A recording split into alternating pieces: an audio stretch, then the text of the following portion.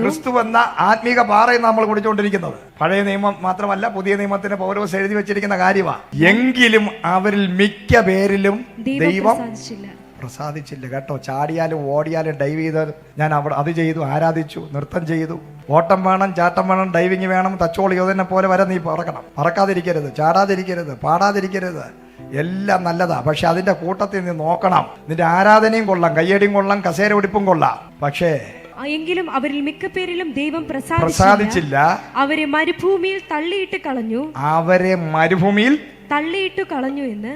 അപ്പൊ വളരെ ഡേഞ്ചറസ് സോണിനാ നമ്മൾ ആയിരിക്കുന്നത് കേട്ടോ. നീ തൊട്ടിരിക്കുന്നത് നല്ലൊരു ട്രാൻസ്ഫോമറിനെ കയറി തൊട്ടിരിക്കുക. ഇത് നമുക്ക് ദൃഷ്ടാന്തമായി ഇത് നമുക്ക് ഒരു എക്സാമ്പിൾ ആണ്.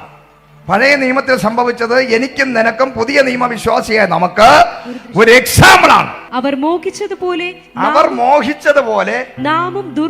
നമ്മൾ ദുർമോഹികളാകരുത്. ജനം തിന്നുവാനും കുടിക്കാനും ഇരുന്നു അവരെന്ത് ചെയ്തു? മോശ ദൈവമായിട്ടുള്ള ബന്ധത്തിൽ ഇവിടെ പാട്ടും പ്രാർത്ഥന ആരാധനയും ദൈവത്തിന്റെ സഭയെ വിടുവിച്ച് പിന്നെ കഷ്ടപ്പെട്ട് ആ ഫറവന്റെ അവിടുത്തെ ചെന്ന് 10 അത്ഭുതങ്ങളും ബാധകളൊക്കെ അഴിച്ച് എങ്ങനെയെങ്കിലും ജനത്തിന്റെ നിലവിളി കേട്ടെന്ന് പറഞ്ഞുകൊണ്ട് ദൈവം ഇറങ്ങി വന്ന് ഈ മരുഭൂമി കിടന്ന മോശയെ ശുശ്രൂഷകനായി പുറത്തു കൊണ്ടുവന്ന് വിൽക്കനായിരുന്നു. പക്ഷേ കൊണ്ടുവന്ന് ഇവരാരും തിരഞ്ഞെടുത്തില്ല. മോശയാണ് തിരഞ്ഞെടുത്തത്. തിരഞ്ഞെടുപ്പുള്ളവൻ നേരെ മുകളിൽ സീനായി മലയിൽ ദൈവമായിട്ടുള്ള കണക്ഷനിലിരുന്നപ്പോൾ താഴെ എന്താണ് പരിപാടി? തീറ്റിയും കൂടിയും ഡാൻസും.